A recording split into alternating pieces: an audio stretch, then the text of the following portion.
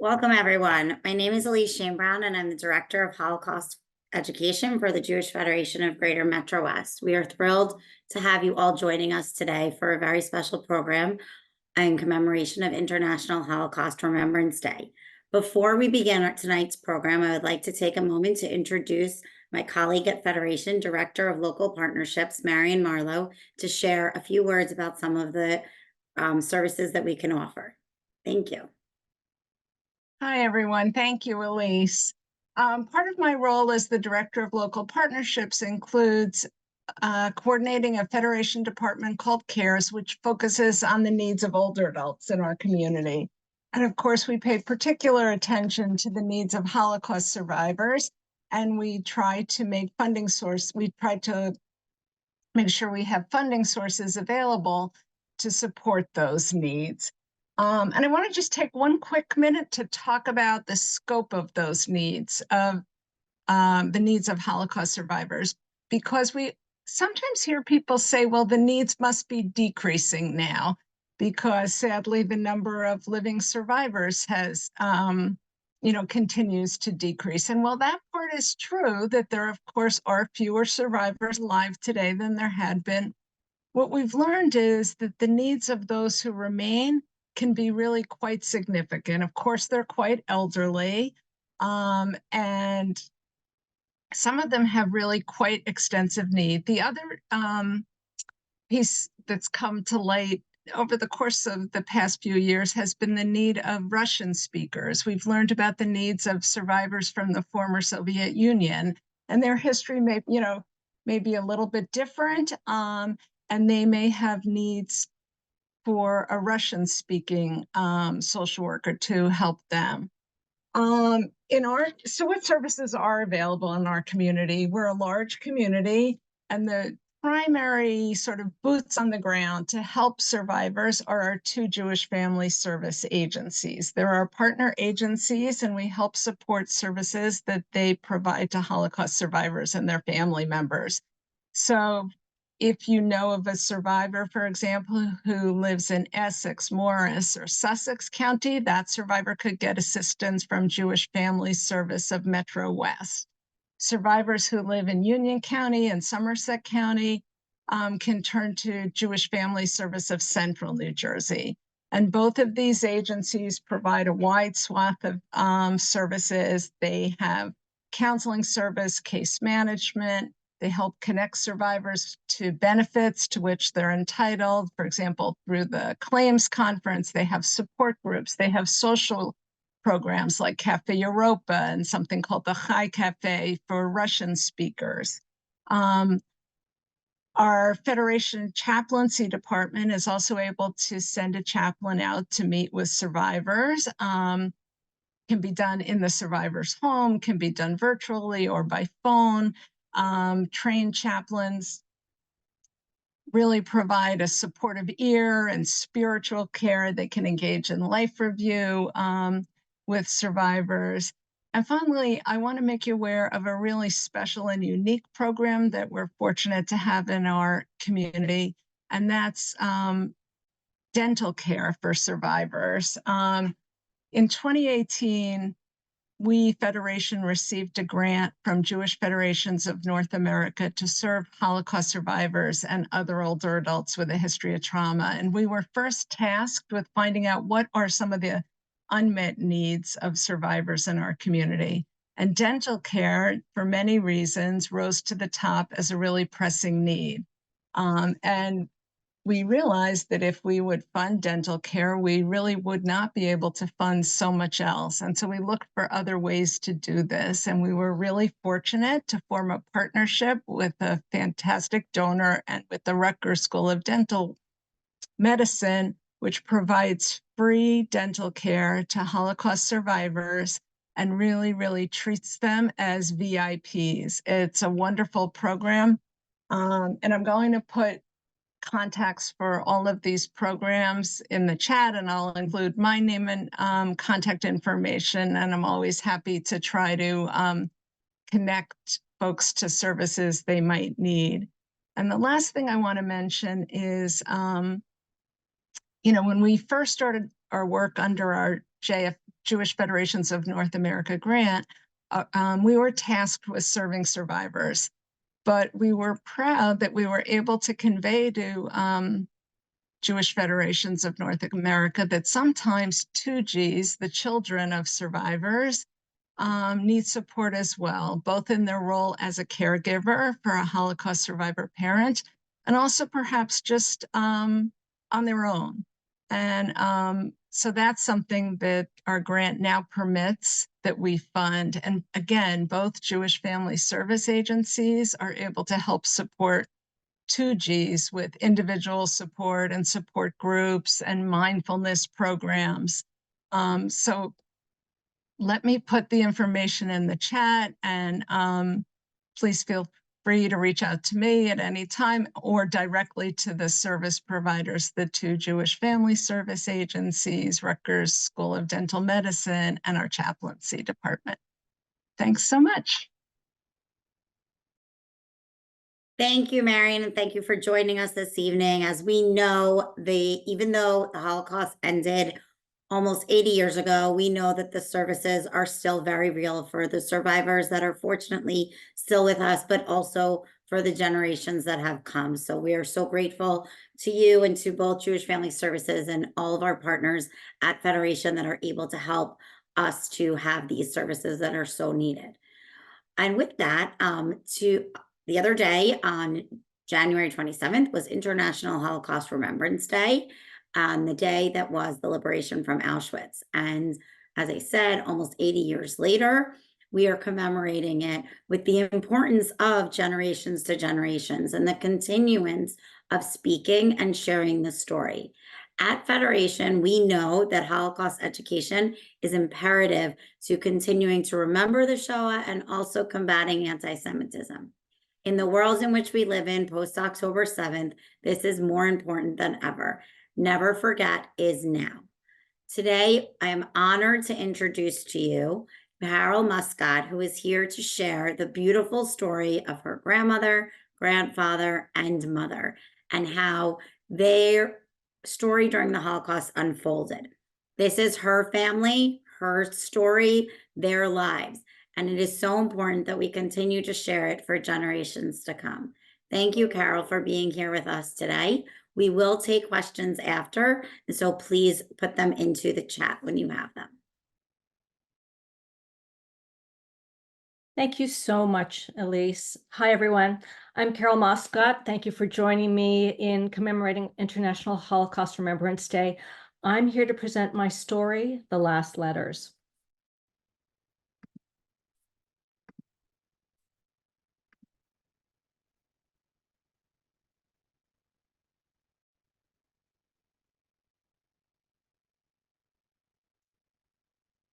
Did you know that before the start of World War II, almost 1 million Jewish people lived in Hungary?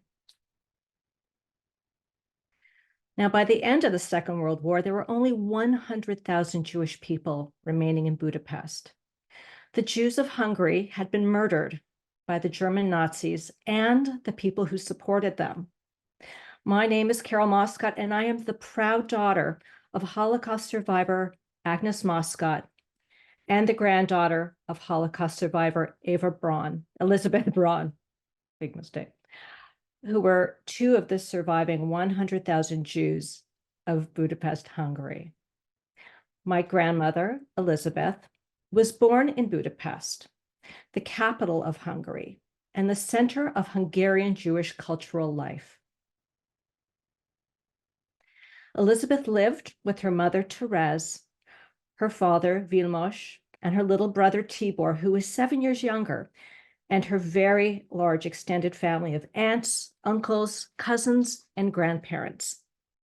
Now, I'm here today to share my family's story of survival, especially when Jew hatred is yet again at an all-time high. I've made it my mission to tell you about what happened to my family so that it never happens again.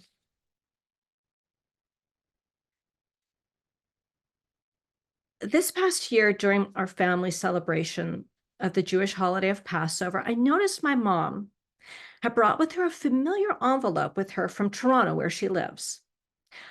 I knew what was inside that envelope the minute I saw it, and frankly, it gave me chills.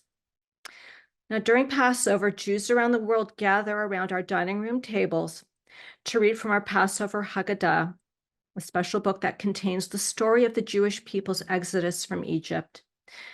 You see, we were slaves in Egypt for 400 years. And as Jews, we are required to tell the story of how we fled slavery at the hands of the Egyptians so that future generations will remember. But I also know that for my family, slavery is not a thing of the biblical past. My history, my family's history, was in the envelope my mother had brought with her in the form of 5 postcards. And although I'm not exactly sure of what they say, their very existence has captivated me my entire life, and especially during Passover. So as my husband Dan begins to recite the story of our enslaved forebears, my thoughts drift to a more recent story of slavery. And one person in particular, my grandfather, my mom's father, Elizabeth's husband, Laszlo Brown. 80 years ago, in 1943, the Nazis made him a slave when they sent him to the copper mines of Bor, Serbia. He never returned. And for Elizabeth, his wife, and my grandmother, the trauma of losing her beloved Laszlo drove a permanent wedge into her heart. It pained me that my mom, Agnes, affectionately known as Agi Ka, had never met her father. At the end of the Seder, my mom pressed the envelope into my hands, and I look inside. 5 fragile brown postcards filled with faded black ink, their edges frayed with time. It contains the last letters Elizabeth received from Laszlo. These postcards remind me it's now my responsibility to preserve the memory of our family members who were murdered in the Holocaust. But what I don't realize at this moment, though, is that these postcards will introduce me to the grandfather I've never known and tell the story of the warmth and love within a marriage cut short. You see, my grandmother, Elizabeth, she rarely spoke about my grandfather. There were only 2 photos that hung of him on the wall of my grandmother's apartment. In them, Laszlo was frozen in time, forever smiling. A baby face bespeckled Laszlo, together with his 2 older brothers, my great uncles, Zoltan and Bela. All 3 Braun boys were brutally murdered in the last year of the war. Laszlo, my grandfather, was a talented furniture designer and upholsterer. And as the youngest, he was expected to stay in Budapest and take care of his widowed mom, Sarah. Zoltan, the middle brother, left home to study architecture at the Sorbonne in Paris, and he returned home and married his sweetheart, Vera. Bela, the eldest, married Magdalena Schwartz, and they had a baby. He ran the family business, which was a bakery. Now, many years ago, I asked my grandmother how she and Laszlo had met, and she told me they met at a dance at their synagogue where they were both members. Then they got to know one another better when they attended high holiday services, when Jews observe the Jewish New Year, followed by Yom Kippur, when Jewish people fast. She and Laszlo saw one another at synagogue that day, and after services, she and their group of friends decided to take a long walk around the neighborhood to keep their minds off of fasting. Now, when I asked Elizabeth what Laszlo was like, she smiled a big grin. He was a very handsome boy. He was a nice guy, and he wore glasses. He was a really good person. They were married in March of 1942 in the same synagogue where they first danced together. Laszlo, 25, stands in his tux next to my 22-year-old grandmother. They would only live together for a year and a half.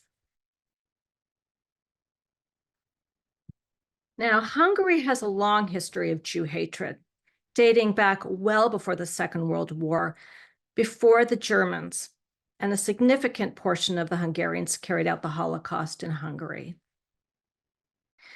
Jews have lived in Hungary since the time of the Roman Empire and before the Hungarian tribesmen arrived in the year 1000. The 19th and early 20th centuries were a time of major change in Hungary, which had a feudal system of rule, noblemen who leased lands to peasants. Now, people began to rise up against the nobility. They wanted a democracy and a capitalist economy like most Western countries. Many people benefited from this shift, but others, they were on the losing end. Jews, who had their own customs, religion, way of dressing, were caught in the middle of these shifting borders and battles.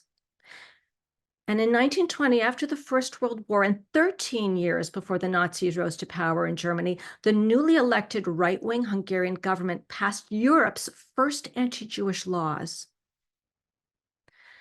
The Numerous Clauses Act restricted the number of Jews who could be admitted to universities and prevented Jews from owning property. But why restrict Jews from owning land or attending university? Well, simply, having restrictions on Jews made other people feel that they were getting ahead. The real historic significance of this law was that it defined Jews as a race, not as a religion. You see, Hungarian Jews had 100 years before been granted equal rights as citizens in Hungary. This new law was the first of many more to come to take them away. From this day forward, the door was now open for further restrictions of the rights and freedoms for Jewish minorities based on racial concepts. Between 1938 and 1938 and 1940, Germany annexed land that had formerly belonged to Hungary before World War I and handed it back to Hungary to crystallize relations between the two nations. On September 1st, 1939, Germany invaded Poland. And in October of 1940, the government of Hungary was forced to choose sides, and it chose to be allied with Nazi Germany, Italy, and Japan, the Axis alliance. Now, again, for almost 100 years, Jews had proudly served in the Hungarian armed forces, including my great-great-grandfather, who fought to defend Hungary. But in 1941, Jewish officers were kicked out of the military because they were Jews. Instead, the Hungarian military created a new forced labor system specifically for Jewish men. Now, the men were not allowed to wear military uniforms. They worked in their street clothes, and they wore yellow armbands identifying them as Jews. Now, this made them targets of both Hungarian and German anti-Semites. In 1941, Europe's largest copper mine in Bor, Serbia, was taken over by the German Nazis. Now, the Bor copper mines were really important. They provided 50% of the copper requirements for the Nazi war industry. And the Nazis needed copper to make cannonballs, machine guns, cartridges, and tanks. But the problem was by 1942, the entire population, Jewish population of occupied Serbia had been killed. So the Nazis turned to the Hungarian government, and they demanded that the remaining Jewish men of Budapest be supplied to do that labor. Nazis operated the mine, and they used Jewish slave labor. In 1943, the Hungarian government bowed to Germany's pressure and sent 3 groups of mostly Jewish forced laborers to the Bor mines. And on July 25th of that year, my grandfather received a letter telling him he was to go to Bor. Notices were delivered in person and had to be signed. Laszlo would have no more than a day or 2 to prepare. My grandparents were newlyweds for just over a year, and Laszlo promised to return to my grandmother as soon as possible. Their only communication would be through postcards. After Passover, I decided to get those postcards translated. My mom had read me snippets of the cards over the years, but now I was ready to know what those postcards said, and I really wanted to know what kind of person my grandfather was. That said, I was really scared of how I would feel because I knew how Laszlo's story ended. And I had no idea how I would feel as I read those translations one by one. Postcard 1. My little darling, you must have been very worried that you haven't received a card for a long time, but it was impossible to write, unfortunately. Thanks God I am well. I'm not lying. I received your package a long time ago, and I was very happy about it. It serves me well because it is quite cold already. My love, I always get your letters. Keep writing to me because I have not received anything this week. I'm very happy that you are well. You are about to go to the hospital soon. I am very worried, you can imagine. It hurts me so much that I cannot be with you. I am longing for home a lot. I hope this won't last long. My darling, be strong and take care of yourself. My thoughts are wandering around you. I am asking the Almighty to look out for you and our little darling. Please write. I am sending my kisses to my mom as well. Your husband, Lotzi. As I read this first postcard, I felt like I was meeting my grandfather for the first time. He was so kind, concerned, affectionate, and he had a nickname. His thoughts were of my mom, of his mom, and Elizabeth, who was 5 months pregnant and alone without him in Budapest. But as I read each card, I had so many questions. Why was it impossible to write? What was it like being a slave laborer? What kind of work was he doing? It was then I began to read everything I could about the Boer mines. What exactly was he hiding behind those carefully worded postcards? I decided to read a memoir by a 19-year-old Jewish survivor of Boer. I read how the men met at a train station just south of Budapest where they were crowded into windowless wooden boxcars meant for cattle. Each cattle car was crowded with 40 men. It took 5 days by train to get to Bor. The train traveled through the remote forests of the Serbian mountains without stopping for water or for fresh air. The men arrived at a large complex made up of 33 camps, named ironically after German cities. The Jewish slave laborers received 2 meals of thin soup and moldy bread each day, and they worked for 10 to 12-hour shifts. Some repaired roads or built railways, but most worked in the mines, standing in knee-deep water, breathing in rock dust and explosive gases. As they worked, they received death threats and ugly anti-Semitic harassment by the Hungarian Nazis. The commanders of the camp encouraged their officers to punish the slave laborers for not working fast enough or hard enough, and they beat them or hung them from trees with their arms tied behind their back. I looked at the date on the second postcard, December 1943, and realized Laszlo had become a father. Agika, my mom, was born prematurely at 7 months in October in a maternity hospital. She weighed less than 5 pounds. She and my grandmother stayed in the hospital for 2 weeks before going home to their apartment. Laszlo was hundreds of miles away, denied by the Nazis to take a short leave to see his newborn daughter and wife. Laszlo wrote, I have received your letters written until December, and I'm very happy that you're fine, and our Agika is growing well. I cannot express how much I want to see her. You always tell me how beautiful she is, and still I have not seen her. You know how annoying that is. I have received her birth record, but unfortunately I do not need it because I cannot go on leave yet. It is Christmas Day today, and our little daughter is 2 months old, and I have to be here. This is so terrible that I want to cry. Exactly 1 year ago, how happy we were. The only thing that keeps me alive is that I will get home one day, and then we will be so happy as no one has ever been before. I dream about this all the time.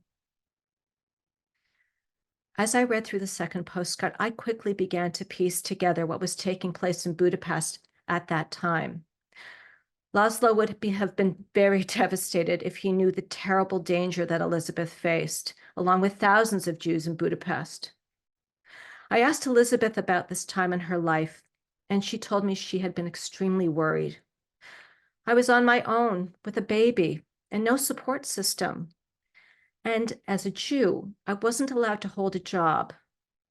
To make ends meet, I worked from home, earning money by sewing.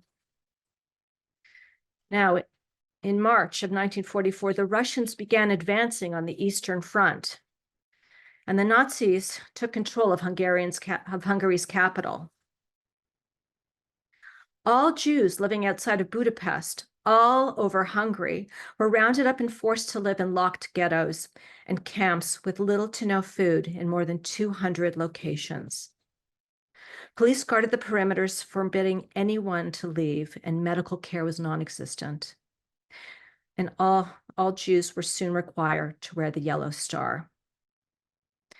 In May, SS Lieutenant Colonel Adolf Eichmann, chief of the Nazi team of deportation experts, worked with the Hungarian authorities to start deporting Jews. And in less than 2 months, nearly 440,000 Jews were forced from Hungary in 147 trains that took them directly to Auschwitz-Birkenau in Nazi-occupied Poland.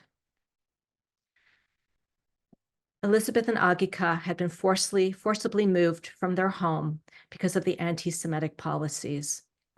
The Arrow Cross, the Hungarian fascists, had confiscated apartments occupied by Jews along with their belongings. More than 70,000 Jews in Budapest, including Elizabeth, her mother, and Agika, were herded into a handful of designated apartment blocks. Scattered throughout the city, these buildings were known as the Yellow Star houses because they were marked with stars of David. Laszlo's third postcard was written on June of 1944. My grandfather was clearly trying to quiet Elizabeth's fear, writing to her, "Thanks God, I am fine. You do not need to worry about me. The weather feels like spring. One can walk around in a spring coat. If only it stayed this way until we get home, which is soon, I hope." He went on to imagine what life would be like when he returned and about his brother Zoltan, who was held in a slave labor camp somewhere near the border between the Ukraine and Hungary. "It is Sunday today and the weather is nice. It almost breaks my heart how much I am longing for home. How great it would be right now to walk in the city park, just the three of us, which may happen sometime as well. How is Mom? I'm sending many kisses to her. Any news about Zoli?" The card ends, "Please kiss our dear little Agika from me. She has just turned 3 months old, and I am sending you my kisses. Your loving husband, Lotzi." By mid-1944, about 25,000 Jews from the city of Budapest had been rounded up, including my great-uncle Bela, along with his wife and their baby, and transported to Auschwitz. Upon arrival, all three were sent directly to the gas chambers. And in July of 1944, Hungarian authorities temporarily suspended deportations to Auschwitz, sparing approximately 100,000 Jews still in the capital city. They were virtually the only remaining Jews in Hungary, and Elizabeth was among those who remained. Now, Elizabeth has heard the Swedish government, led by diplomat Raoul Wallenberg, was helping Jews by issuing letters of protection called the Schutzpass. She wrote to the Swedish embassy in the fall of 1944, explaining that she, her mother, and her baby daughter were living together in one small room. She had no job. She had no money to buy food. Could they help her? Several days later, she had her very own Schutzpass, which is typed onto diplomatic letterhead emblazoned with the Swedish coat of arms. It protected her, Agika, from immediate deportation to a concentration camp, since the pass effectively made them wards of Sweden. Each month, the Swedish embassy gave her a small amount of money to buy food for all three. Now, that Schutzpass saved them many times from the fascist soldiers who roamed the streets of Budapest, often shooting Jews on sight or dragging them off for deportation to Auschwitz. When Elizabeth showed her pass, they would harass her, but let her return home. Postcard number 4. Elizabeth received postcard number 4 in July of 1944. It was mailed to the Yellow Star apartment where Elizabeth, her mother, and 3-month-old Agika lived with several families. Laszlo clearly spelled out his fears for his wife, whom he called by her pet name, Bougie. We are all well. Thank God I am healthy, but I am very worried. I hope you are fine too. I am receiving your letters, but with much delay, and I hope nothing bad has happened to you. I'm hoping that you will get this letter because I know you have not received any letter from me in the past 3 months. My heart fluttered with relief when he mentioned, I have received your picture of Agika. I was very happy, but please send me more attached to your next letter. Laszlo could finally gaze upon the face of his baby daughter, who he would not ever meet. He signs off, I am sending kisses to my Bujike. Please kiss Agika in my name. I am sending a million kisses to everyone. I closed my eyes and I imagined receiving one of those kisses myself.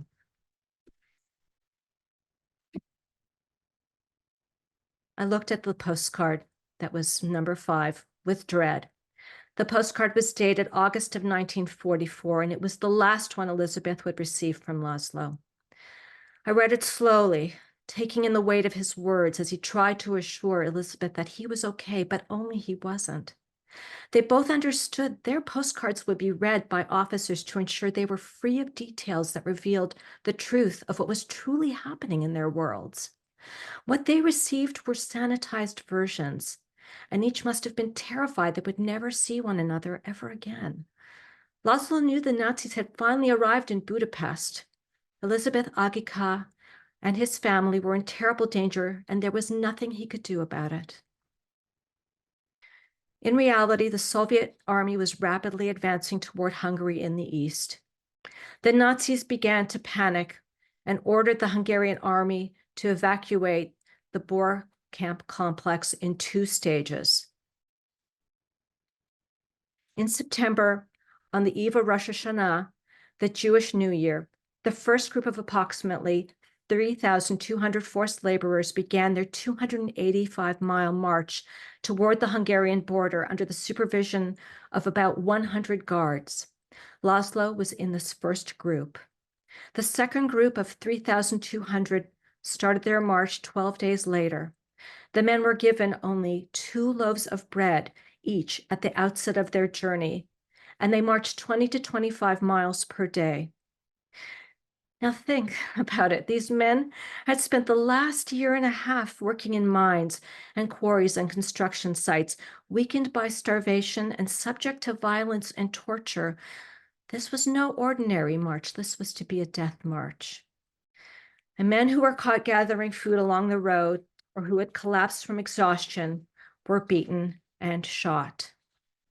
The men marched for 21 days straight. And in October of 1944, Laszlo and his group were among 3,000 soldiers who arrived at the village of Cervenka in Serbia, and they were locked into a brick factory. Waffen-SS men, the military branch of the Nazis, made up of Germans and Bosnian Muslims, replaced the Hungarian guards.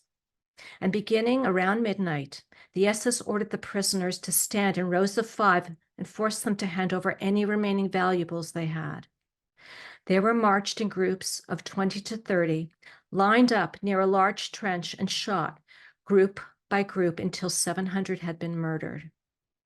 The SS soldiers fired into the trench and tossed hand grenades to ensure that every last man had died.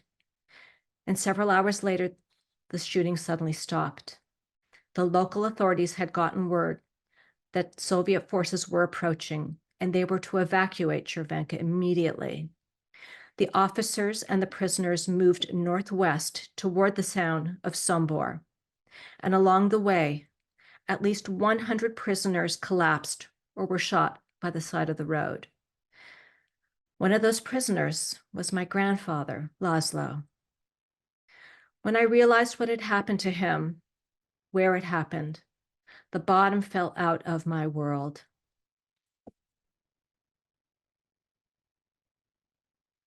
I searched Google Maps for the area between Cervenka and Sombor, looking at photos of the tree-lined roads surrounded by pastoral fields and forests. The images were sunless, bleak, and eerily quiet. And I imagined Laszlo being shot and left by the side of the road as others kept on marching. What happened to his body? Did someone from a nearby farm bury him? What happened to the bodies of all those men who were shot by the side of the road? Meanwhile, back in Budapest, the German Nazis installed the fascist leader of the Hungarian Nazis as Hungary's prime minister.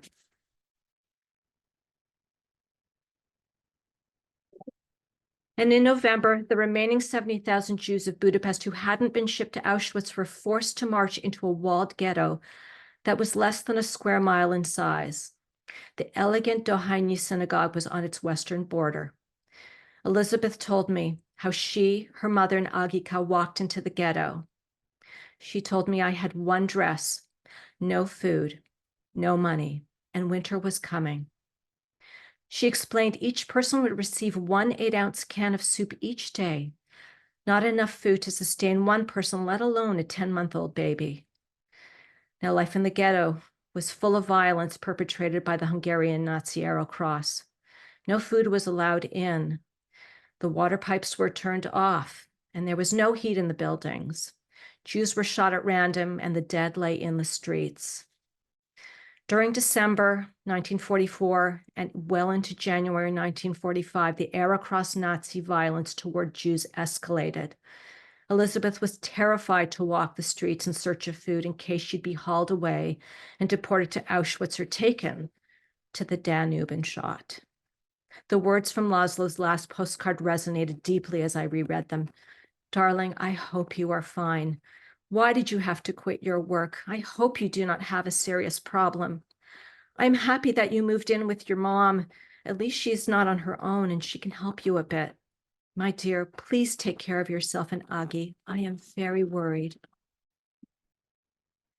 Elizabeth described to me how she had survived one close call when she had gone out to find bread for Agika. Arrow Cross Nazis dressed in green army fatigues and their white armbands with the red and black cross dragged her to the Danube, which was red with blood. She recalled looking down in terror, seeing bodies floating all around. Elizabeth's wrists were tied behind her back with wire. Groups of people would be tied together, some shot while others were left to drown once they were pushed off the edge of the stone embankment. Elizabeth was tied to an elderly Jewish man, and as the member of the Arrow Cross raised his gun to execute them, a group of low-flying Russian planes strafed the sky. The Arrow Cross ran for cover. Elizabeth stood in disbelief as she freed herself from her fellow captives and ran back to Agika. By December, the Nazis, sensing the war was lost, continued with their plans to exterminate the Jews of Budapest and encircled the ghetto with dynamite. The Soviet army reached Budapest first, and Hitler commanded his men to defend the city to the very last man. This resulted in street-by-street fighting. When Budapest was liberated in mid-February 1945, Elizabeth said she and her mother staggered out of the ghetto, carrying a 1.5-year-old Agika who was too weak from hunger to even crawl. And as a 24-year-old widow, the only thing she could do was push past her broken heart. Her focus was ensuring their survival after losing their home, their possessions, and Laszlo. She described building a wall around her heart to keep it from imploding, and that wall remained in place for the rest of her life. This is a photo of my mom, Agika, in 1946, a year after the war ended. And this is a slide of my mom and my grandmother, Elizabeth. Elizabeth passed away in October of 2019, and she chose a medically assisted death, leaving the earth on her terms. Now, I cry when I say the Mortar's Kaddish for Laszlo and Elizabeth during Yom Kippur service, another holiday when Jews remembered those they have loved and lost during the Holocaust. And I think about Laszlo an awful lot, and I feel his presence all year round. I work hard to give myself permission to enjoy the big and little things in life that Laszlo never had a chance to experience. The feeling of sunlight on my face, walks with my family, and hugging my kids. I trace the shape of my nose and the curve of my eyes and see some of him in my very own face. And I am weighed down by the guilt that I am here and he is not, that I have outlived him. He was 27 when he was murdered, and I am 59. And it was because of him I received my most precious gift, my life. And as the daughter and granddaughter of Holocaust survivors, it's become my life's mission to tell the story of what happened to my family during the Holocaust. In 1996, I traveled with Elizabeth for the first time to Budapest, and I saw a modern, beautiful, cultured city. And one day, we rounded the corner of the Jewish quarter in search of an outdoor cafe, and we saw a demonstration by neo-Nazi skinheads. My grandmother shivered and she said, "You see, they are still here." The truth is, in fascism, white supremacy, and right-wing nationalism did not die with World War II. It simply went underground for a while. Today in Hungary, you can find the Hungarian Guard growing in numbers, marching down the streets of Budapest. They wear black vested uniforms and rally for the fatherland. Their red and white striped armbands remind many of the fascist thugs, the Arrow Cross, who did the Nazis' dirty work in wartime Hungary. It's 80 years since the Holocaust, and my family is now scattered around the world in distant places like Australia, Chile, Austria, United States, Israel, and Canada. And we are alive today. We escaped to the safety of these countries on foot. We hid in plain sight. We walked for miles through forests, and we jumped from moving trains. We boarded boats, and we arrived and slept on dirty floors. In the face of great odds, we survived. We won. And as my family continues to grow, I keep telling the stories of our survival and our perseverance. But today, all around the globe, Jews are being threatened in growing numbers. And today, equipped with the memory and knowledge of the Holocaust, we know we have to stop this trend, which means now. We are currently living through history, watching it unfold day by day. The choices we make at this moment, both individually and collectively, matter so much. History has shown that anti-Semitism doesn't just lead to disaster for Jews, but also for many other groups. You don't have to be Jewish to be subject to hate and prejudice. And you don't have to be a minority to be intolerant toward intolerance based on race, religion, or ethnicity.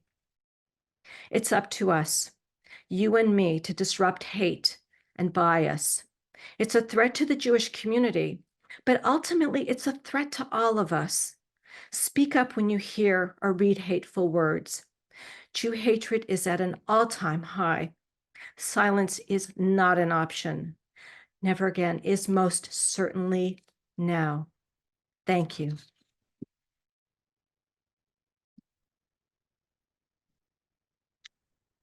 Wow. Thank you so incredibly much for sharing that beautiful story of your family. And I know that all of us here today will be thinking of Elizabeth and Aggie and your grandfather, Laszlo, and all of the family members, the picture and the image of those three brothers, young and vibrant and didn't survive, is just something that I know will stay with all of us. And each time we have a name to a face to a person, we remember that everyone was more than the 6 million. They each had a story. And that's something with International Holocaust Remembrance Day that we all want to remember. We do have 1 or 2 minutes for questions before I share another initiative that the Holocaust Council has just begun to work on, our story files. So if there's any questions, you can put them in the chat. The first question we had is, why did you decide to start sharing this story? What made it so important to you? The story has been coming for a very long time. It began with listening to the stories of my grandmother, of my mother, my father. I lost 75 family members during the Holocaust, and I grew up listening to the stories of their perseverance, of survivors, and it inspired me to live my life to its fullest and to remember to tell others of how we Jews collectively survived. And over the years, and especially now, I felt very, very compelled to come forward with my story and tell it. Thank you. I know you said you went back to Hungary. I think you said with your mother. Did your grandmother ever go back? And what was that like to be back there all those years later? My great-grandmother remained in Hungary, and my grandmother went 4 times a year, sometimes 6 times a year, to stay with her for a couple of months at a time, for forever, through the Iron Curtain and well into the 90s. My mother never returned, decided she didn't want to go back until I begged her to take me in 1996. And when we went, it was the 4 generations of women who were left, to share stories and for me to ask stories, ask questions, and interview them so that I could have a permanent record of what happened to them during their lives and during the time of the Holocaust. Wonderful. So fortunate at least that you were able to do that and preserve that, which is what the next question in the chat is about. Where are the postcards now, and what are you doing to be able to preserve them and maintain them and make sure that they stay safe? The postcards are with me right now. And I have been asked by the Museum of Jewish Heritage to donate them, as well as the Holocaust Museum in Washington. And I am, as you can imagine, having a very hard time parting with them. Of course. It's the only thing I have left of my grandfather, and I would love to pass them on to my children so that they have this connection to, from my generation to their generation. Right. Wonderful. And has your mother heard you share this story at all? She has, and she's extremely proud of me. That is wonderful and so special. And we all are proud of you, and we're all thrilled that you're here and in this community sharing, as you begin this journey and share more in schools and synagogues and other organizations, businesses. We are thrilled to have you here in Greater Metro West with us, to be able to do that. And if anybody on here tonight is interested in having a speaker come, having Carol or one of our other generational speakers come, please reach out and let me know. I'm happy, and I know that Carol wants to speak and wants to share as much as possible. And we have a huge community here, so please let us know, and we will make those arrangements. The other thing that I wanted to share tonight was our new Story Files initiative that were launched a few weeks ago at our Survivor Luncheon.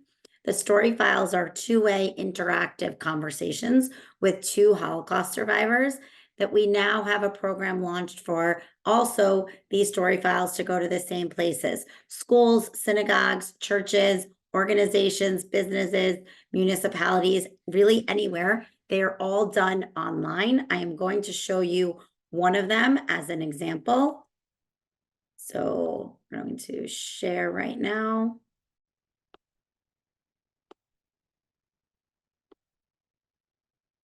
Okay, this is Mark. Hi, Mark. How are you today? So far, I'm doing very well, and thank you for asking. Mark, can you tell us where you were born? I was born in a small town named Jostek, which is in the southeastern part of Poland. And I was born on November 24th, 1933. Do you have a memory that you can share from your childhood?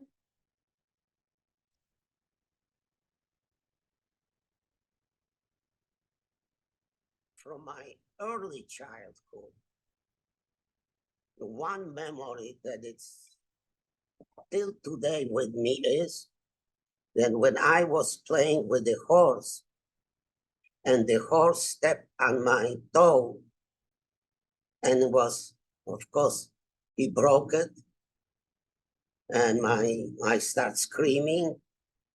I remember my mom ran to me, took me, and that was the only basically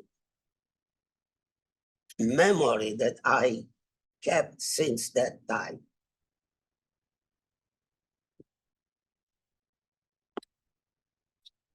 So it's important to note that everything that the story files share, both Mark and we have another one, Hannah Wexler is the other survivor. Everything that they share, all the questions that they answer, all the answers they have were filmed by them. There is no artificial technology that is ChatGPT involved. It is only the technology that generates exactly what they said.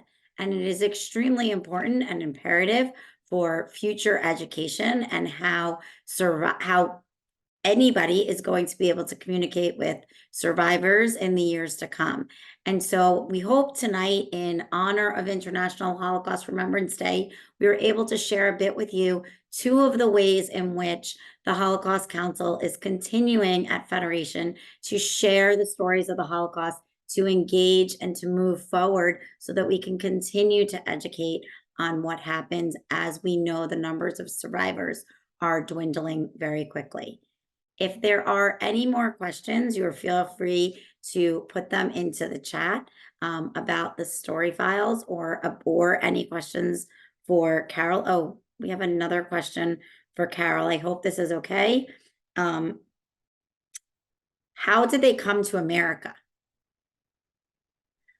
My mother and Elizabeth stayed in Hungary until 1956, when there was another rising tide of anti-Semitism.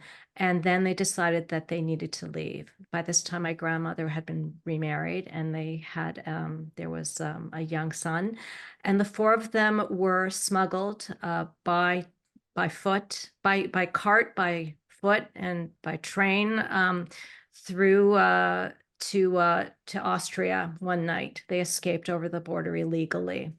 And then the Jewish Joint helped them get to Israel eventually. And then they came from Israel here. Yes, my father was visiting, that's a whole other story. My father had been visiting his brother in Israel and met my mother and brought her to Canada, which is where they got married, and I was born and raised. Wonderful. Thank you so much for sharing. We are so grateful again for you being here and for you opening up. We know that it's not easy to share these stories, especially knowing that your mother never got to meet her father, your grandfather, and have that relationship of a father and a daughter. And so this is a wonderful way in which you are doing that. And we are so grateful for that. Thank you so much to all of you who joined us today. And we look forward to more to come. Again, if you are interested in having a speaker or having the story files, please reach out. Thank you so much. Have a nice night.